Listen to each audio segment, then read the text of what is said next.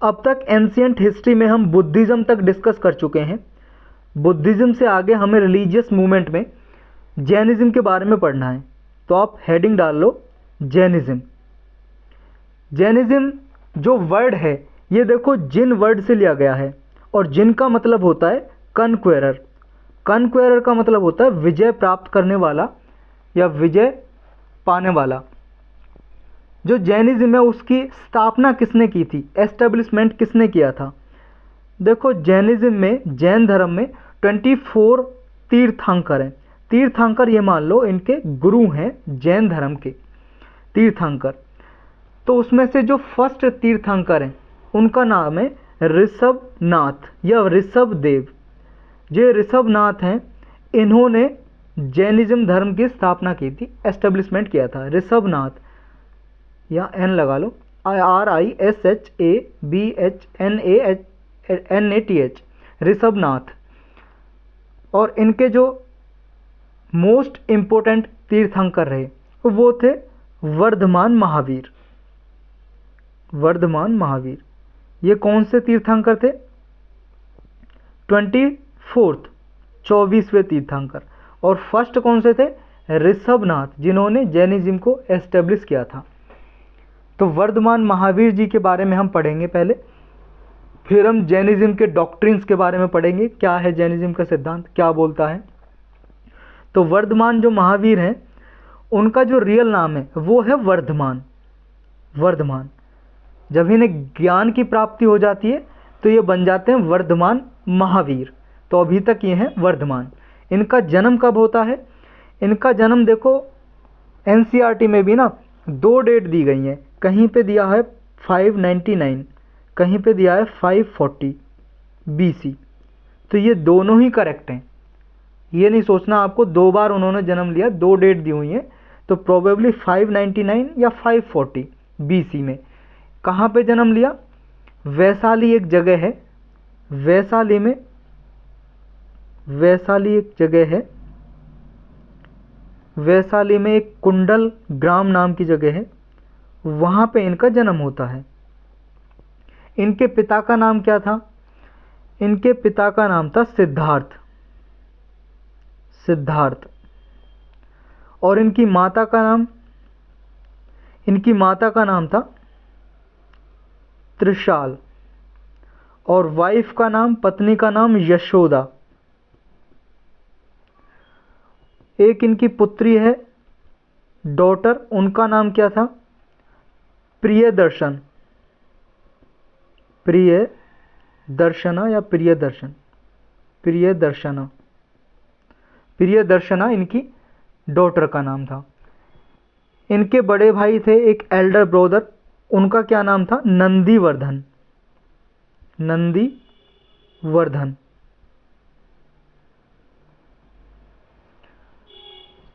इनकी जो डेथ है 72 ईयर्स में इनकी डेथ हो गई थी। कहाँ पे? वैशाली जो डिस्ट्रिक्ट है, वैशाली डिस्ट्रिक्ट तो आपको पता है कहाँ पे? बिहार में है वैशाली डिस्ट्रिक्ट। यहाँ पे पावापुरी नाम की एक जगह है। वैशाली डिस्ट्रिक्ट जो बिहार में है वहाँ पे है पावापुरी। यहाँ पे 72 ईयर्स एज में इनकी डेथ हो गई थी। इनकी क्लैन क्या थी, यानी कि गोत्र, वर्धमान महावीर जी की? इनकी गोत्र थी जंत्रिका। जंत्रिका जो क्षत्रिय है वर्ण में आते हैं, जंत्रिका। इन्होंने देखो 42 ईयर एज में एनलाइटनमेंट अटेन कर लिया था। एनलाइटनमेंट का मतलब इन्हें ज्ञान की प्राप्ति हो गई थी। कितने साल की उम्र में? 42 साल की उम्र में। और कहाँ पे? एक साल के पेड़ के नीचे ये बैठे हुए थे। और ये साल का जो पेड़ है कहाँ पे था, कौन सी जगह पे था? एक देखो विलेज है, गांव, जिसका नाम है जिरिम्बी का ग्राम। जिरिम्बी का ग्राम। ये जिरिम्बी का ग्राम जो गांव का नाम है, विलेज है एक, इसके पास एक ऋजुपालिका नाम की रिवर थी। ऋजुपालिका। ये ऋजुपालिका जो रिवर है उसी के किनारे पे एक साल का पेड़ था, साल ट्री। उसके नीचे इनको ज्ञान की प्राप्ति हुई। और जैनिज्म में, जैन धर्म में एनलाइटनमेंट या ज्ञान की प्राप्ति होने के इवेंट को क्या बोलते हैं? एनलाइटनमेंट हो जाता है जब किसी को ज्ञान की प्राप्ति हो जाती है तो उसको बोलते हैं हम कैवल्य, यानी कि कैवल्य प्राप्त हो गया, ज्ञान की प्राप्ति हो गई, ये जैनिज्म में बोलते हैं। तो ये कैवल्य वर्ड भी आपको याद रखना है क्योंकि ये बहुत बार पूछ लिया जाता है कैवल्य का क्या मतलब है, यानी कि एनलाइटनमेंट मिलना, ज्ञान की प्राप्ति होना। और जब वर्धमान महावीर जी को कैवल्य की प्राप्ति हो गई, यानी कि ज्ञान की प्राप्ति हो गई, एनलाइटनमेंट हो गया, तो उनको कई कई नामों से जाने जाने लगा। उन्हें जिन के नाम से जाने जाने लगा, जिन का मतलब हम जान चुके हैं, कनक्वेरर। उन्हें तीर्थंकर भी कहा जाने लगा, 24 तीर्थंकर हो गए थे। तीर्थंकर का मतलब होता है पाथ फाउंडर, अपना रास्ता खोजने वाला, पाथ फाउंडर। उन्हें निर्ग्रंथ के नाम से भी जाना गया है। निर्ग्रंथ, निर्ग्रंथ का मतलब होता है फ्री फ्रॉम बॉन्ड्स, यानी कि सभी बंधन से मुक्त, निर्ग्रंथ। उन्हें महावीर के नाम से जाना गया। महावीर का मतलब the great hero, great hero, महान हीरो। अरहंत के नाम से जाना गया। अरहंत का मतलब है वर्दी, वर्दी का मतलब एक तरह से वैल्यूएबल, अरहंत। तो इन नामों से जाना गया अटेनमेंट के बाद वर्धमान महावीर जी को। अब जानते हैं जैनिज्म में कुछ डॉक्ट्रिन्स हैं, सिद्धांत हैं जैनिज्म के, वो क्या हैं? तो आप यहाँ हेडिंग डाल सकते हो, डॉक्ट्रिन्स ऑफ जैनिज्म। देखो जैनिज्म के 5 महाव्रत हैं, जिन्हें 5 इंग्रेडिएंट भी बोल सकते हो आप, या फिर पंच ऐसे लिख लो, पंच महाव्रत, पंच महाव्रत। इनमें सबसे पहला है पंच महाव्रत में अहिंसा महाव्रत, अहिंसा महाव्रत। इसका क्या मतलब है अहिंसा महाव्रत का? इसका मतलब है नॉन वायलेंस, नॉन वायलेंस मतलब वायलेंस नहीं करना, हिंसा नहीं फैलानी। यह है पहला महाव्रत पंच महाव्रत में। इसमें जैसे एग्जाम्पल में आ जाएगा आप वॉक केयरफुली, ईट केयरफुली, टॉक केयरफुली, यानी कि वायलेंस नहीं करना है। यह है अहिंसा महाव्रत। दूसरा है सत्य महाव्रत। सत्य महाव्रत का मतलब है कि डोंट टेल ए लाई, यानी कि झूठ नहीं बोलना है, डोंट टेल ए लाई। तीसरा है असत्य महाव्रत। असत्य महाव्रत, इसका मतलब है डोंट स्टील एनीथिंग, यानी कि चोरी नहीं करनी है, डोंट स्टील एनीथिंग। चौथा महाव्रत है फोर्थ अपरिग्रह। अपरिग्रह, APRIGRAHA, अपरिग्रह। अपरिग्रह महाव्रत का मतलब है डोंट एक्वायर प्रॉपर्टी, यानी कि प्रॉपर्टी को आपको नहीं हड़पना है, प्रॉपर्टी, किसी की प्रॉपर्टी पे कब्जा नहीं जमाना है, ना ही प्रॉपर्टी आपको एक्वायर करनी है, अपरिग्रह। पांचवा महाव्रत है ब्रह्मचार्य। ब्रह्मचार्य महाव्रत, इसका मतलब क्या है? इसका मतलब है ब्रह्मचार्य का कि don't talk to any woman, आपको किसी भी महिला से बात भी नहीं करनी है, ना तो आपको टॉक करना है, ना आपको किसी महिला को देखना है। Don't see any woman, even don't think about any woman. ये ब्रह्मचार्य का मतलब है, ब्रह्मचार्य महाव्रत का, कि ना तो आपको किसी महिला से बात करना है, don't talk to any woman, don't see any woman, किसी महिला को ना देखना है, don't think about any woman, किसी महिला के बारे में आपको सोचना भी नहीं है, और हमेशा आपको सिंपल फूड लेना है, ऑलवेज टेक सिंपल फूड, हमेशा सिंपल फूड लेना है। और ब्रह्मचार्य महाव्रत का मतलब है लास्ट कि जहाँ पे भी वुमन है वहाँ पे आपको जाना ही नहीं है। Where there is a woman don't go, जहाँ पे भी महिला है वहाँ पे जाना भी नहीं है, ब्रह्मचार्य का मतलब। जो ये लास्ट वाला है ना, जहाँ पे महिला है वहाँ पे जाना नहीं है, ये केवल केवल जैन सन्यासीज के लिए है। जो मॉन्क होते हैं ना, साधु, जैनिज्म में साधु वगैरह होते हैं, मॉन्क जिन्हें बोलते हैं, MONK, मॉन्क या साधु या जैन सन्यासी, तो उनके लिए ये ब्रह्मचार्य का जो लास्ट वाला नियम है उनके लिए लागू होता है कि जहाँ पे महिला है वहाँ पे उन्हें जाना भी नहीं है। अब थोड़ा ये जान लेते हैं कि महावीर जैन जी हैं जो, उन्होंने वेदा रिचुअल्स के बारे में क्या उनकी आइडियोलॉजी थी। तो ये नोट बना के आप लिख सकते हो। जो महावीर थे उन्होंने देखो वेदाज की अथॉरिटी को रिजेक्ट किया था, वो वेदा को नहीं मानते थे। जो ये 4 वेद हैं हिंदू धर्म में, उनको वो नहीं मानते थे। ना ही वो वैदिक रिचुअल में विश्वास करते थे। जो वैदिक रिचुअल्स हैं, वैदिक जो रीति रिवाज निभाए जाते हैं, उनमें भी वो नहीं मानते थे, उनको भी रिजेक्ट किया था। और वो गॉड की एग्जिस्टेंस में भी बिलीव नहीं करते थे, भगवान को वो नहीं मानते थे कि भगवान है। ऐसे ही देखो बुद्धिज्म में, और कभी पूछ लिया जाता है बुद्धिज्म और जैनिज्म के कंपैरिजन के बारे में, तो आपको दोनों के कंपैरिजन के बारे में भी एक साथ देखना है ये। और देखो डिटेल में जैनिज्म और बुद्धिज्म के बारे में लेक्चर पड़ा हुआ है, आर्ट एंड कल्चर की प्लेलिस्ट में आप जाके देख सकते हो, क्योंकि वहाँ पे कुछ भी नहीं छूटा है। यहाँ पे हम ब्रीफली डिस्कस कर रहे हैं बस, क्योंकि ऑलरेडी हमने पढ़ा हुआ है, उसमें एक 1.5 घंटे के 2 लेक्चर हैं बुद्धिज्म और जैनिज्म के ऊपर अलग अलग, तो वहाँ पे आप देख सकते हो। मैं दोबारा तो इसको नहीं कराऊंगा, ठीक है ना। तो यहाँ पे सिर्फ ब्रीफली मैं इसे एक्सप्लेन कर रहा हूँ, क्योंकि एंशिएंट हिस्ट्री की हम क्लास कवर कर रहे हैं, तो उसमें बीच में ये भी आता है। तो देखो महावीर जैन जी गॉड की एग्जिस्टेंस में भी बिलीव नहीं करते थे, और उनके हिसाब से, महावीर के हिसाब से ये मानते हैं कि man is the architect, man is the architect of his own destiny, मतलब अपने डेस्टिनी का मालिक खुद आदमी है। यानी कि एक तरह से कर्म पे विश्वास करने वाले महावीर जैन जी हैं। अब जानते हैं, देखो साल्वेशन का क्या रास्ता है जैनिज्म में। साल्वेशन का क्या मतलब है? मुक्ति, मोक्ष की प्राप्ति के लिए क्या रास्ता बताया गया है जैनिज्म में। साल्वेशन को जैनिज्म में बोलते हैं निर्वाण।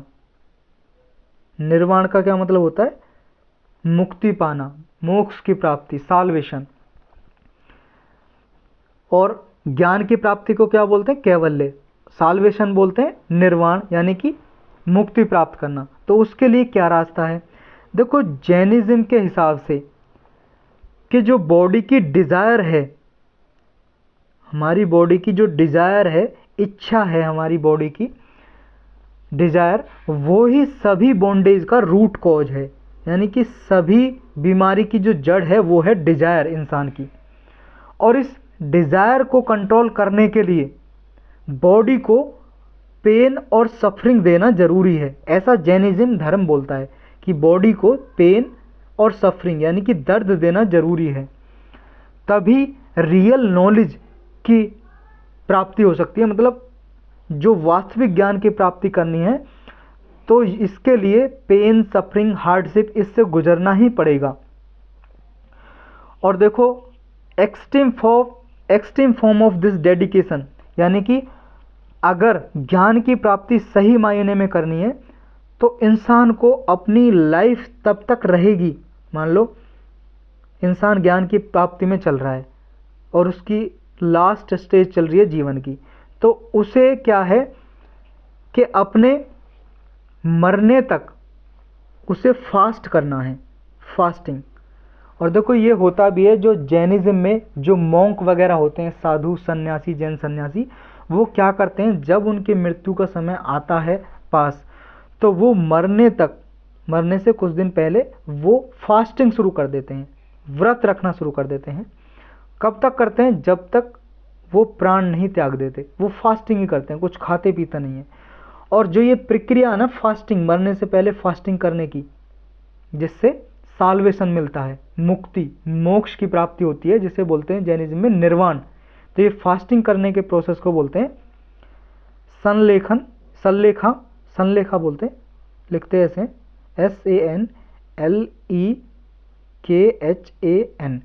SANLEKHAN, सनलेखा बोलते हैं, लिखते हैं इसे सनलेखा, सनलेखा होता है हिंदी में प्रोनाउंसिएशन, सनलेखा बोलते हैं, या फिर काया कलेश, काया कलेश, KAYAKLESH, काया कलेश या सनलेखा या सल्लेखा। तो ये है फास्टिंग का प्रोसेस जिससे जैनिज्म में मुक्ति पाई जा सकती है। अब ये देख लेते हैं कि जैनिज्म में कुछ काउंसिल हुई थी, जैन काउंसिल। काउंसिल का मतलब एक तरह से ये मान लो कॉन्फ्रेंस टाइप की, मीटिंग टाइप की, जिसमें जैनिज्म के बारे में डिस्कस किया गया है। तो कौन कौन सी जैन काउंसिल हुई थी और कब हुई थी ये जान लेते हैं।